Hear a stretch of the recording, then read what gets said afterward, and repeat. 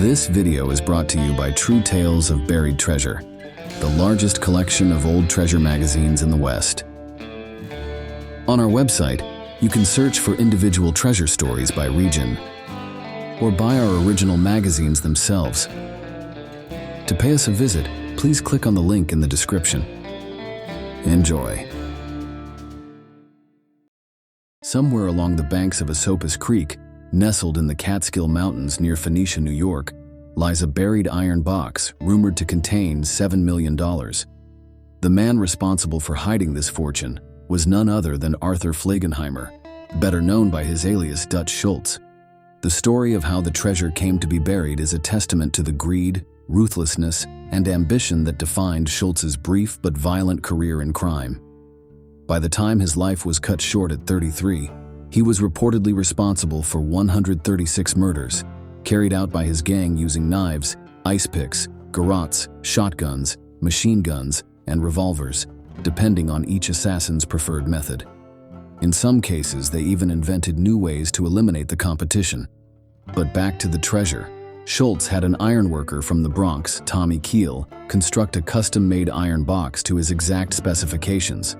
When finished, the box measured 3 feet long, 2 feet wide, and 18 inches deep. A steel-plated lid was secured with 3 hinges, while a hasp and eye were welded into place. A heavy brass padlock ensured that only Schultz, who held the sole key, could access the contents.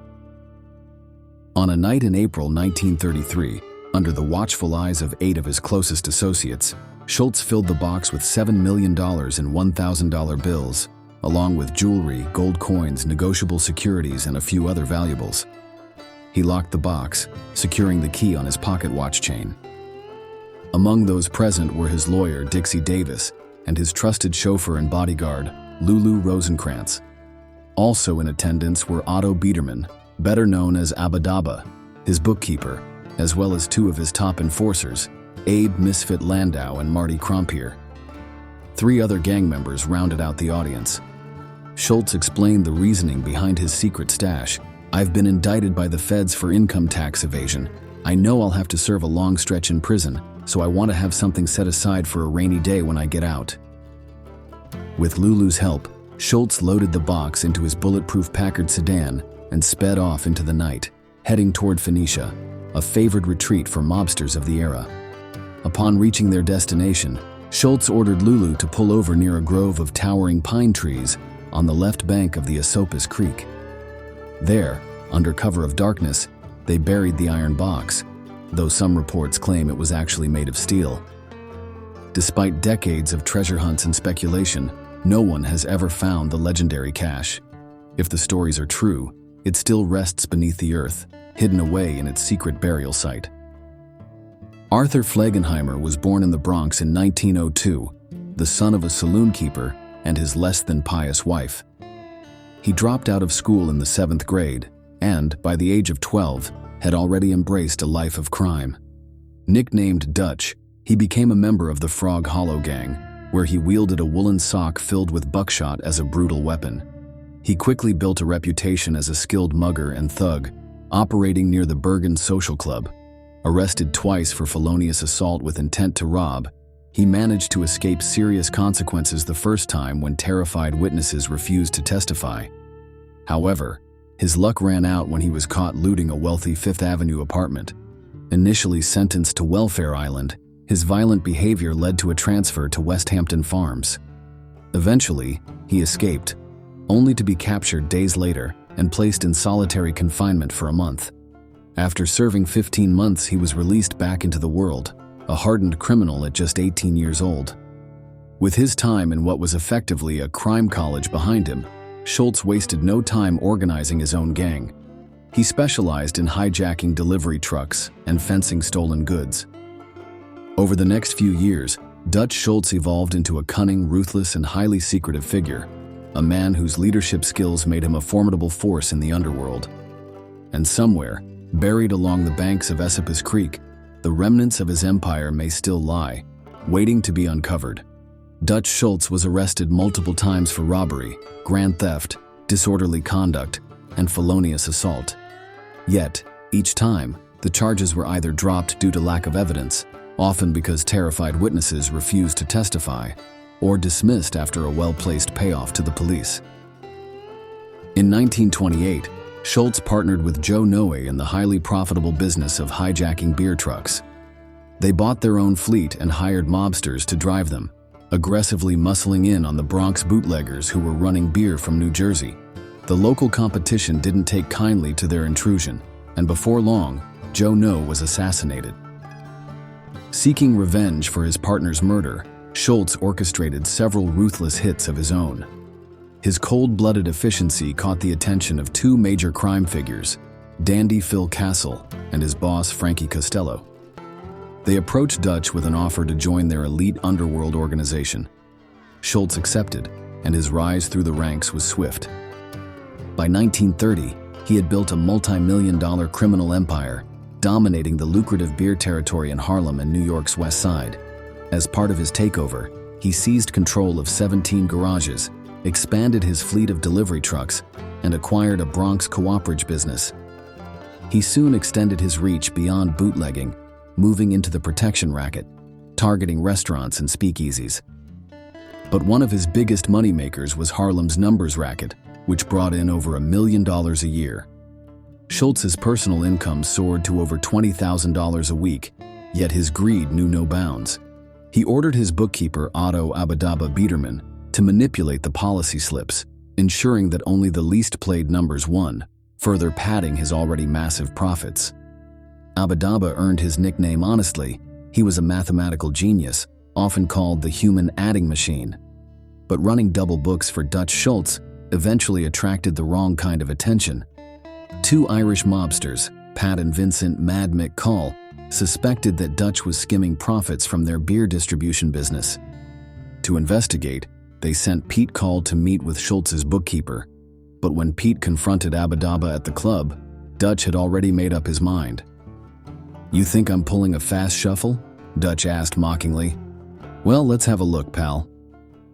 Moments later, Pete Call was taken on a one-way ride, never to be seen again. Schultz wanted to eliminate Vincent Call as well, but he knew that a double murder would attract too much heat from the police. Instead, he devised another plan.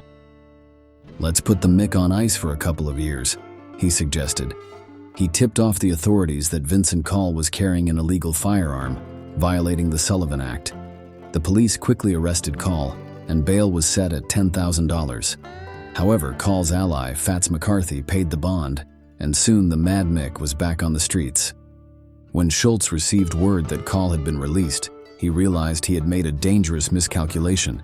He had counted on Call's criminal record keeping him locked up for good. Instead, Vincent Call and Fats McCarthy declared open war on Schultz. The very night of his release, Call and his crew armed themselves with axes, sledgehammers, and Tommy guns and stormed one of Schultz's Harlem beer warehouses. They left a trail of destruction, smashing beer barrels, wrecking pinball machines, and causing over $100,000 in damage. Schultz wasted no time retaliating. He sent his blonde mistress, nicknamed the Coke Bottle for her hourglass figure, to lure Vincent Call into a phone booth inside a hotel. Once inside, Call was gunned down in a brutal execution. Fats McCarthy met a similar fate not long after. For the next couple of years, things remained relatively quiet. But then, Dutch Schultz faced his biggest threat yet, not from rival gangsters, but from the federal government.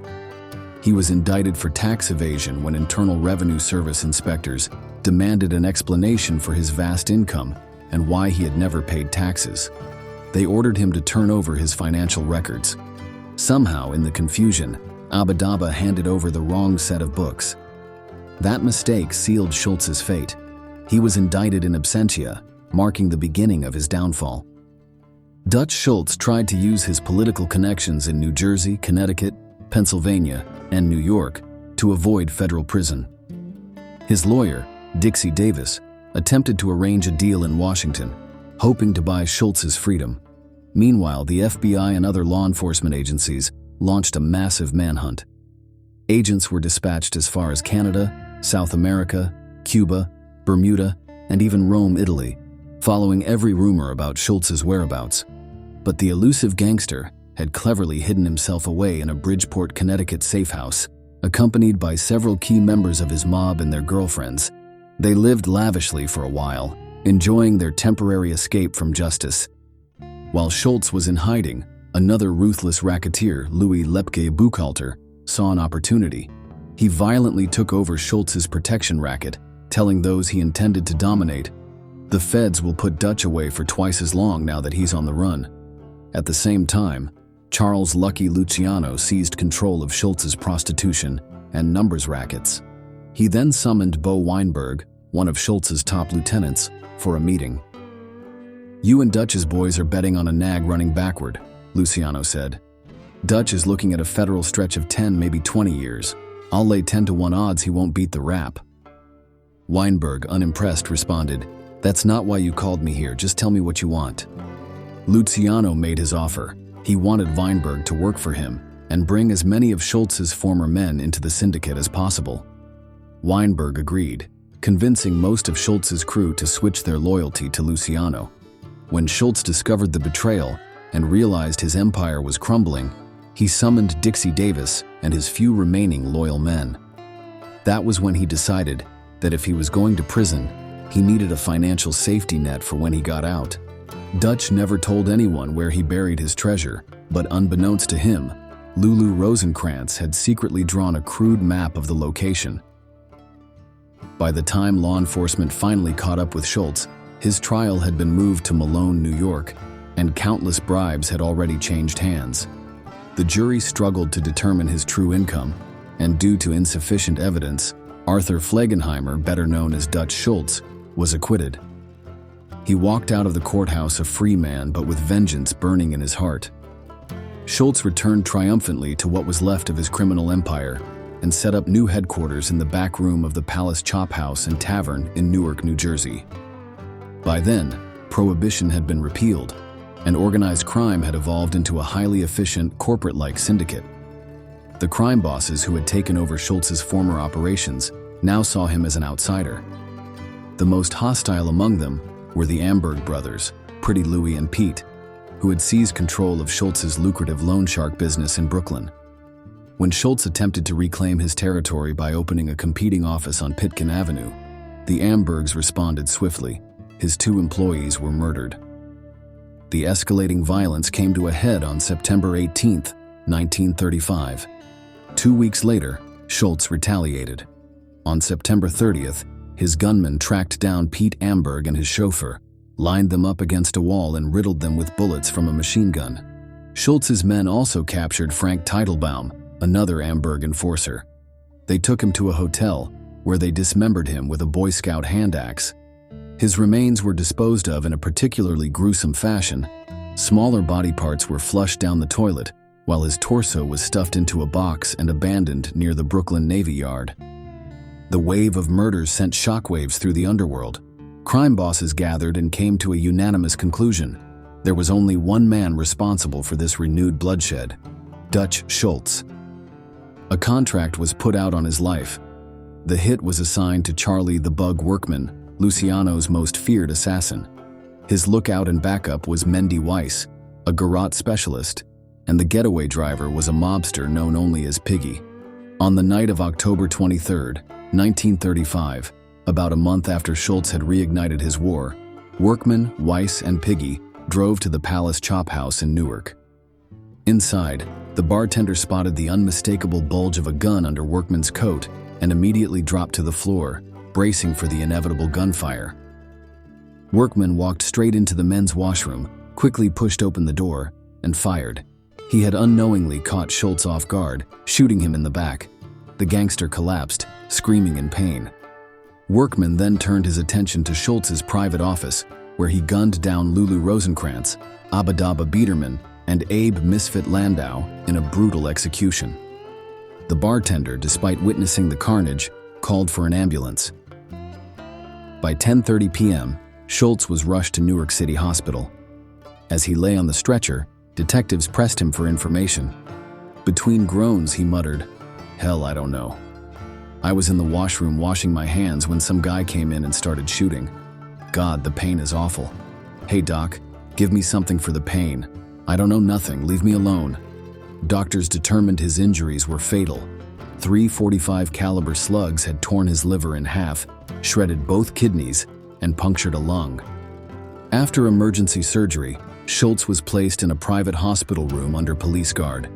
A stenographer, Sergeant John Long, recorded his delirious ramblings as he drifted in and out of consciousness. His words were incoherent, but at one point he made reference to his retirement dough. By the next evening, Dutch Schultz was dead. His funeral made headlines across the country, and his legend only grew. Rumors spread through the criminal underworld that Lulu Rosencrantz had drawn a map leading to the buried fortune. Before he could act on it, he too was murdered. The map fell into the hands of Marty Krompier, another Schultz associate. Krompier, knowing the value of what he possessed, kept the map with him at all times, tucked away in his billfold. Unfortunately for him, the wrong people found out. One day, while Krompier was getting a shave in a barbershop, hitman guru Jake Shapiro entered. Without hesitation, he shot Krompier dead in the barber chair. As the barbershop fell into stunned silence, Guru Jake rifled through Krompier's pockets, retrieved the billfold, and yanked the map from its hiding place. He then tossed the empty billfold into the barber's face.